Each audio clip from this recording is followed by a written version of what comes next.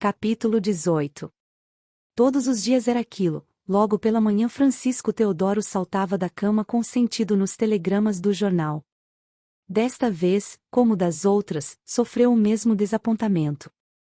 Lá vinha a notícia de que o café baixava de preço, pouco a pouco, invariavelmente. Vestiu-se à pressa e desceu ao jardim, taciturno, como se os pesadelos da noite se prolongassem. E o sol estava lindo. As cigarras cantavam pelos Tamarineiro S. Eram 6 horas, e Jalia e Raquel andavam aos saltos, ainda de calções de dormir. Noca perseguia-as, chamando-as para o banho, com os enxugadores no braço e a saboneteira na mão. Então, crianças, e que cacetes! As pequenas, de queixinhos erguidos, sorriam para o pai, tomando-lhe o passo. Bons dias, papai. Bons dias, papai. O pai nem sorriu, afastou-as com brandura e disse: Vão tomar o seu banho. Eu quero passear com o senhor. Eu também quero, não façam esperar a Noca. Vão tomar o seu banho. Logo. As crianças começaram então a desafiar a paciência da mulata, em correrias e negações. Francisco Teodoro seguiu sozinho para o fundo da chácara. E por ali andou calado, sem atender aos cumprimentos dos empregados que passavam por ele. Sentia-se opresso, como se carregasse nos ombros um fardo muito pesado. Era a primeira vez que atentava na pequena duração da mocidade, a falta da energia dos outros tempos doía-lhe na alma. E as cigarras cantavam, felizes, as cigarras, que só têm vida para isso. A Nina foi ter com ele. O senhor anda muito madrugador. Quer almoçar? Está tudo pronto. Ele puxou pelo relógio. Sim, posso ir, são quase 9 horas. Entraram. As pequenas puseram-se aos lados do pai, que lhes metia na boca bocadinhos de pão com ovo. O senhor dá tudo às meninas e não come nada. Observou Nina. Não tenho fome. Depois fica doente, por que não fala com o médico? Eu? Para quê? Aqui está o café. Engolindo o café, de um trago, Francisco Teodoro saiu apressado. Noca foi espiá-lo à janela e veio dizer a Nina que seu Teodoro parecia outro homem, já até mudará de andar. Contemplaram-se as duas, e foi ainda a mulata quem murmurou: quem sabe se alguém disse de Nhamila, hein? Às 11 horas, quando se sentaram à mesa do almoço, já a visão de Teodoro se desvanecera. Deveria ser um mau passageiro. A mesa era farta, o sol brilhante punha na sala manchas vermelhas, através do toldo riscado das janelas, sobre a toalha havia os mesmos excelentes vinhos e o mesmo excelente aroma de manacá. Nas jardineiras, os tufos rendados das avencas davam, como em todos os dias, igual aspecto de frescura à sala, as crianças rebentavam de saúde. Que mais seria preciso para que as horas voassem na vida como num sonho? Entretanto, o doutor Gervásio perguntou a Mila. Seu marido está melhor? Não sei. Anda amofinado. Sentiu muito o casamento de Mário. Ele não quer que se diga que está doente. E efetivamente não está. Não sei o que é aquilo. Gervásio calou-se, pensativo. As gêmeas começaram a rir, uma da outra. Viu que bonito cróton está no vaso da entrada, doutor? Perguntou Ruth ao médico.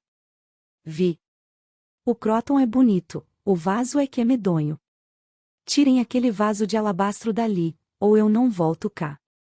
Acha feio? Horrível. Nesse dia, Francisco Teodoro não achou um instante de alívio no trabalho. Foi ao escritório do Inocêncio e maçou-o com interrogações, percebendo que o achavam fastidioso, e que o evitavam disfarçadamente. Já havia perto de 3 meses que os telegramas anunciavam regularmente numa proporção de acinte, a baixa do café no Havre. E ainda o Inocêncio conservava o seu risinho zombeteiro, de sentido esgarçado, fugitivo. Francisco Teodoro, mais enfurecido nesse dia que nos outros, teve ímpetos de bater-lhe. Tal foi a raiva de o ver sorrir, todavia, conteve-se, certo de que nada lucraria, e desceu a escada do outro com o protesto de ser a última vez. Quando entrou no seu escritório, o guarda-livros estendeu-lhe um telegrama, a Casa Mendes e Wilson, de Santos, declarava falência, arrastando na queda grandes capitais de Teodoro. O negociante leu a comunicação em silêncio e em silêncio se conservou por algum tempo, branco como a cal, suando em grossas camarinhas, de olhar parado e o papel aberto nas mãos trêmula-se. Os empregados do escritório assistiam mudos e contrafeitos àquela cena.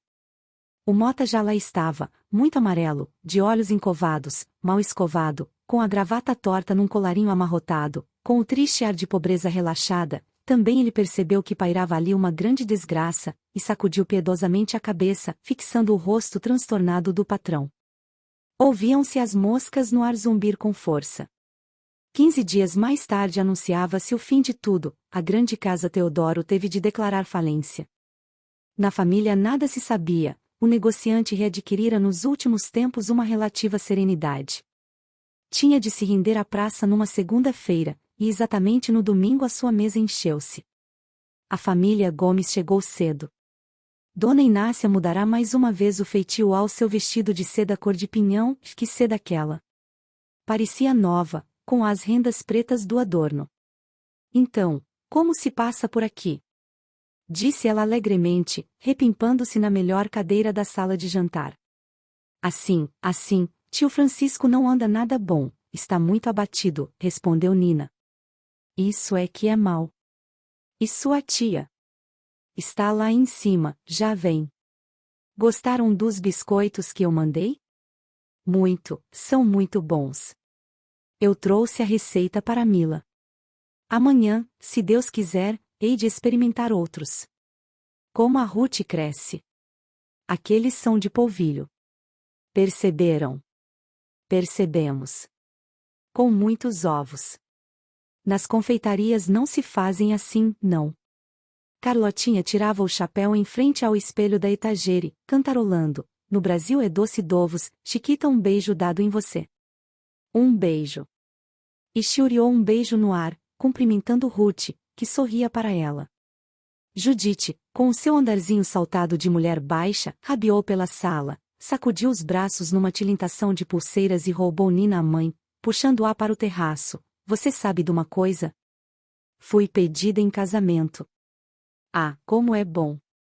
Como eu estou contente! Foi o Samuel. Então, quem havia de ser? Seu pai não queria, que remédio teve ele? Custou, hein? Ele há de passar por aqui. Você vem comigo para o jardim? Pouco depois chegaram as Bragas com o estudante dos monólogos S. O doutor Gervásio mesmo, que não costumava aparecer aos domingos, lá foi para o joguinho com o Lélio e o Gomes. Francisco Teodoro mandou abrir cerveja. A criançada da vizinhança tagarelava pelos corredores. Fazia um sol. Gostou dos biscoitinhos que eu lhe mandei, senhor Teodoro? Muito bons, a senhora Dona Inácia é emérita. Sabemos. São de polvilho. Eu trouxe. Camila apareceu na sala. Vinha bonita, toda de azul. Dona Inácia remexeu-se nas sedas e levantou-se interrompendo a frase. Disse outra: como ela vem. É um céu. De vez em quando Noca aparecia na porta do corredor, percorria com a vista toda a sala e voltava risonha para dentro, contando aos outros criados, em arremedos alambicados, as preguices enjoadas da Terezinha Braga com o estudante dos monólogos, pelos vãos das janelas. Credo, um mocinho tão aquele. Às 10 horas da noite começou a debandada. As primeiras a sair foram as Bragas com muitos adeuzinhos e risadas. O doutor Gervásio carregou com o Lélio, dando-lhe hospedagem com a condição de lhe ouvir Chopin. As Gomes foram as últimas.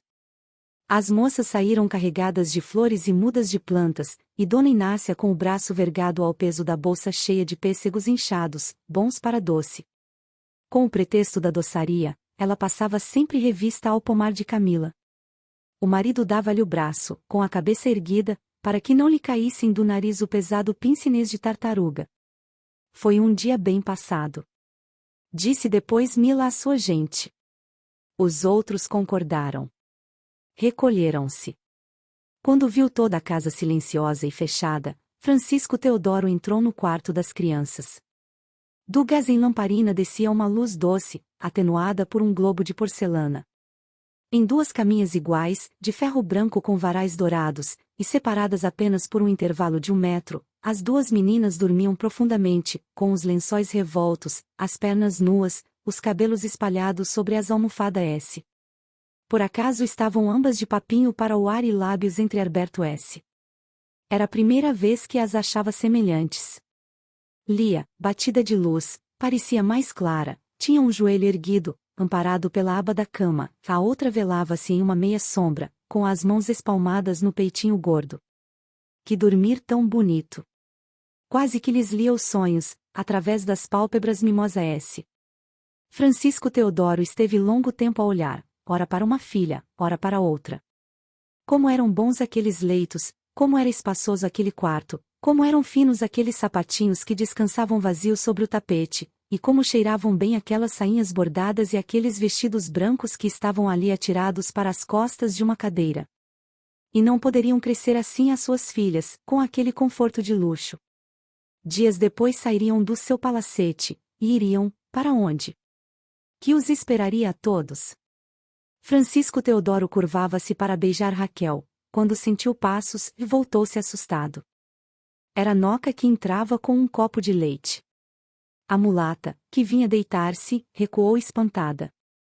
O negociante explicou: pareceu-me ouvir gemer, vim ver o que era. Tão sonhando, às vezes basta mudar de posição e ficam logo quieta. Sim, estarão sonhando, queira Deus que os sonhos sejam bons, elas não têm nada. Tão fresca apalpe só, pra ver, sim, deixe-as dormir, olhe por elas, olhe por elas. Francisco Teodoro saiu do quarto com um nó na garganta. Como seriam educadas aquelas crianças? As pobres ainda não sabiam nada, nem uma letra, nenhuma. Em vez de subir para seu quarto, onde Camila adormecia, ele acendeu uma vela, apagou o gás da saleta e desceu para o seu escritório, no rés do chão. À 1 hora da madrugada, Teodoro escrevia ainda. Do lampião de bronze descia uma luz calma, fixa, propícia à escrita. A mobília de canela e de couro lavrado, nua, bem arrumada, tomava uma feição de espanto naquela claridade muda. Sobre o contador, o cavalheiro de capa e espada desenhava na parede cor de avelã a sombra da sua atitude arrogante e viva. Na mesa, ao lado do código de Orlando, o tinteiro de prata tinha reflexos brancos, e só das 4 molduras douradas dos quadros saltavam lampejos luminosos que animavam a sala. Francisco Teodoro escrevia cartas, acabada uma, começava outra. Dir-se-ia que as palavras eram em todas iguais. A pena corria dando as mesmas voltas e rangendo com força, como se fosse calcada por uns dedos de ferro. Terminada a última, colocou-as em um maço sobre a pasta e encostou-se na larga cadeira, ofegante, com os olhos no vácuo. Esteve largo tempo assim, imóvel. Depois, sem que um único músculo do rosto se lhe contraísse, abriu uma gaveta da secretária, tirou dela um revólver e examinou-o com atenção. Era uma arma nova, reluzindo ainda as últimas fricções da camurça. O negociante revirou-a entre os dedos, moveu o gatilho, carregou-a e tornou a guardá-la na mesma gaveta, que fechou à chave. Estava ali dentro o descanso, a eterna paz. Tinha ao alcance da mão o esquecimento de tudo. No dia seguinte, depois de uma terrível noite de insônia, Teodoro desceu à hora do costume para a sala de jantar, reluzente de cristais e prataria, e sentou-se à mesa, em frente ao terraço que todo se via pelas largas portas abertas. Ao centro, uns degraus amplos desciam para o parque de relvas bem tratadas, e junto ao ponto terminal dos balaústres irrompiam, de entre tufos de avenca, 2 esplêndidos pés de manacá em flor. Francisco Teodoro olhava para eles sem os ver, absorvido no seu desgosto, quando a afilhada o interrompeu. Bons dias, titio. Adeus, Nina. Estava gostando de ver os manacás? Sim, estão bonitos, lindos. Sabe? Tia Mila vai ter hoje um desgosto. Hein? Perguntou Francisco Teodoro sobressaltado. Amanheceu hoje morto o cacatuá, e ninguém sabe por quê. Noca já está dizendo que é sinal de desastre em uma casa. Ah! Ela disse isso? Disse. Nós não nos importamos, mas o senhor sabe como tia Mila é impressionável. Não lhe digam nada. Quem foi que deu o cacatuá? O capitão Rino. Quer que eu lhe sirva um pouco de fiambre? Não. Dê-me uma xícara de chá, mas o bife e os ovos aí vêm, não quero nada. Só chá. Coma então destas bolachinhas. Estão muito bem feitas. Nina foi ao armário, de onde retirou a biscoiteira de cristal. Enquanto o tio comia, ela sentou-se a seu lado e pediu-lhe lápis para escrever uma nota, nas costas de um cartão de visita. Ao mesmo tempo ia dizendo: Deus queira que eu não me esqueça de nada do que tia Mila recomendou. Depois leu alto: para o senhor fazer o favor de dizer a Madame Guimarães que mande trazer hoje os 2 vestidos de seda e amostras de veludo turquesa. Dizer ao Bastos que faça, pela medida que tem lá, mais um par de sapatos de cetim preto. A mais, 1 quilo de bombons e, não diga mais, hoje não posso fazer nada disso. Então tia Mila irá à cidade. É melhor. Não. Que não vá, atalhou ele nervosamente. Dize-lhe que voltarei cedo. Eu farei tudo, mandarei vir os vestidos de seda, os sapatos de cetim, os doces, A Noca tinha razão. Sabes tu, Nina? Eu? Murmurou a moça espantada. Eu? Repetia ela, com assombro, eu não sei nada. Tens razão. Cala-te e espera. Expliquem à minha mulher o significado da morte do cacatuá, não faz mal a Deus, tenho pressa. Nina ficou pensando, tio Francisco estará doido? Um lindo dia, quente e luminoso. Nas copas floridas dos flamboyantes, as cigarras cantavam estridulamente. Os bondes vinham cheios, e bandos de crianças passavam nas calçadas a caminho do colégio. Francisco Teodoro é que não caminhava bem, tinha um grande peso derrubando-lhe os ombros, e sentia as pernas amolecidas. Tomou o bonde já na praia. Adiante dele, no banco da frente, ia um portuguesinho recém-chegado, de jaqueta, chapéu de feltro de abas encebadas e grossos sapatos enlameado.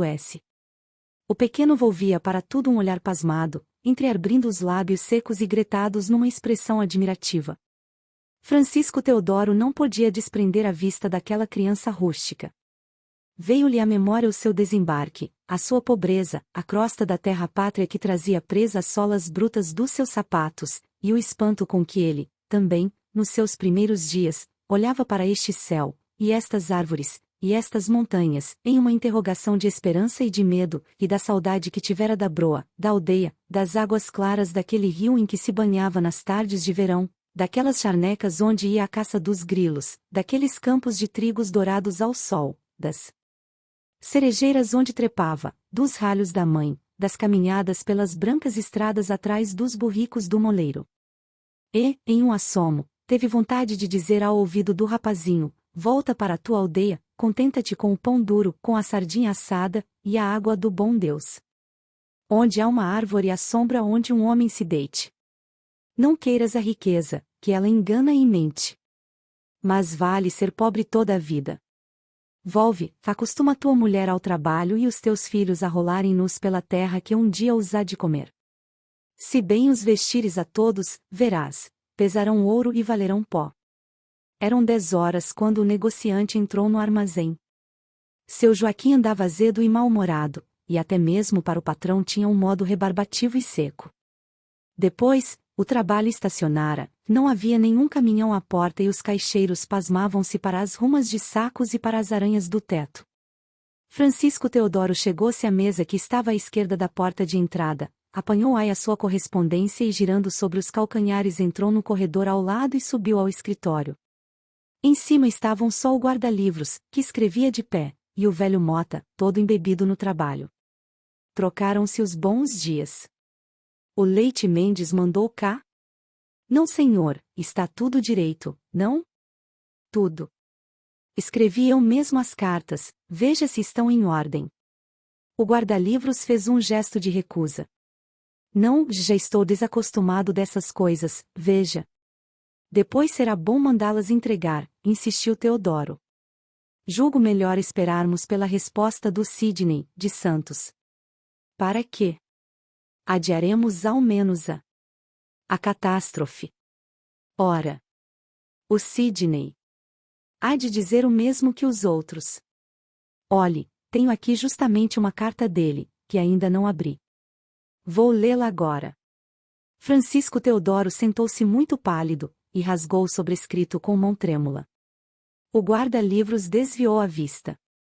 Houve depois da leitura uma grande pausa, em que o silêncio pesava. Já ao fim de alguns minutos o negociante ergueu-se e começou a passear nervosamente de um lado para o outro. De vez em quando lançava uma pergunta pueril ou distraída. Que dia é hoje? 29. Ah. Sim. 29, é isso. 29, 29. Repetia ele baixo. Os outros calavam-se. O sol entrava com força pela sacada aberta. Francisco Teodoro pôs as folhas da janela em fresta e voltando-se atravessou vagarosamente em diagonal o escritório até o canto da talha, cujo barro começou a raspar com a unha. Da rua vinha uma bula ensurdecedora. Rolavam conjuntamente carroças e vozes praguejantes, os chicotes estalavam no ar e, em grossas nuvens de pó, o cheiro do café cru subia na atmosfera quente. Súbito, Francisco Teodoro voltou-se para o guarda-livros e disse com voz segura: mande as cartas. E entrou para o seu gabinete. O empregado releu os sobrescritos e chegando-se à janela do fundo, que deitava para o interior do armazém, gritou para baixo: seu Augusto. Ninguém lhe respondeu. E como ele repetisse o chamado com mais força, o gerente voltou-se para cima com ar ameaçador e um outro caixeiro gritou: seu Augusto ainda não voltou da rua. Fechado o gabinete, Francisco Teodoro escreveu longamente Meireles e Almário, relatando-lhes o desastre, sem lamentações. Fechada a carta, lembrou-se que poderia talvez ter recorrido à laje, mas levantou logo os ombros. Já era uma mulher, que podia entender de negócios? Demais, as coisas iriam em declive rápido, e um novo empréstimo seria um compromisso irremissível, melhor fora não se ter lembrado dela. E as tias do castelo? A essas pediria apoio para a família, que ele já nada queria para si e poucos dias teria de vida. O golpe era muito forte para deixá-lo de pé. Mas a mulher? E as filhas? E, afinal, acreditava ele na fortuna das velhas? Onde a escondiam elas que ninguém a via? Riquezas, riquezas, vá a gente desencantá-las em cofres ávaros. As cartas expedidas tinham marcado para o dia seguinte ao meio-dia a reunião dos credores no armazém, para verificação do estado da casa. Francisco Teodoro tinha algumas horas diante de si para avisar a família, mas faltava-lhe a coragem. Saiu do escritório mais tarde, fugindo do encontro habitual de um ou outro amigo. Logo no primeiro quarteirão teve um sobressalto. À porta da casa Torres estava um dos seus credores, o Serra. Mal lhe adivinhou o corpanzil metido em alvejantes brins, com um fraque preto fugindo para trás e grossa corrente de ouro do porto arqueando-se-lhe sobre o abdômen arredondado. Francisco Teodoro corou, teve desejos de ser engolido pela terra, e tocando com os dedos trêmulos na aba do chapéu esboçou um sorriso e foi andando. Já mal podia caminhar. Um peso horrível nas pernas fazia-o retardar os passos, exatamente quando os queria acelerar, arrimava-se com força ao seu chapéu de chuva e remexia os beiços como se fosse a falar sozinho. Era secura, tinha um aperto na garganta, parecia-lhe ter engolido todo o pó das ruas. Já não via ninguém, pouco se importava que o cumprimentassem, ia pensando em tomar o bonde na esquina, mas como não o visse ali em toda a extensão da rua, subiu pela calçada rente aos trilhos. Tinha andado alguns metros quando esbarrou com o Negreiros. Então? Todos bons? Perguntou-lhe o outro com o ar constrangido de quem já fora informado do desastre e não quisesse aludir a ele. Todos bons, estou à espera do bonde. Isso às vezes demora. Eu não tenho paciência. É aborrecido. Pararam ambos, e chegando-se para a parede olharam para um colpé particular que roçou na calçada. Dentro ia o Inocêncio, que os viu e os cumprimentou com um adeuzinho de mão. Francisco Teodoro nem tocou no chapéu e murmurou com ódio. Cão. Vai para a Europa, segue diretamente para Londres, num paquete da Nova Zelândia, amanhã. Com o meu dinheiro. Negreiros engoliu uma palavra qualquer, afagou o nariz e depois, corando um pouco, aproximou-se mais de Teodoro e murmurou: se precisar de mim, os amigos são para as ocasiões. Francisco Teodoro estremeceu e apertou-lhe a mão com força. Houve nos olhos de ambos como que o brilho passageiro e eloquente de uma lágrima. Vinha um bonde, o negociante tornou a sacudir em silêncio a mão de Negreiros e partiu. No Largo da Carioca, ao esperar outro bonde que o levasse à casa, Francisco Teodoro topou com a baronesa da Laje, farfalhante nas suas sedas e vidrilhos, quis evitá-la, não pôde, a moça estendia-lhe a mão enluvada, sorrindo-lhe através do véuzinho. Sabe? Papai escreveu-me. Paquita parece outra, tem engordado muito. Mário está deslumbrado, comprou belos cavalos de raça em Londres, se não fosse a mulher. Diz papai que ele poria em poucos dias todo o dinheiro fora. Eu tenciono também partir em breve, vou ter com eles a Paris. Irei abraçar a nossa Camila qualquer dia destes. Mário escreveu-lhes? Não, é noivo, tem desculpa, lá está o seu bonde. E a senhora? Eu vou de carro. Saudades a todos.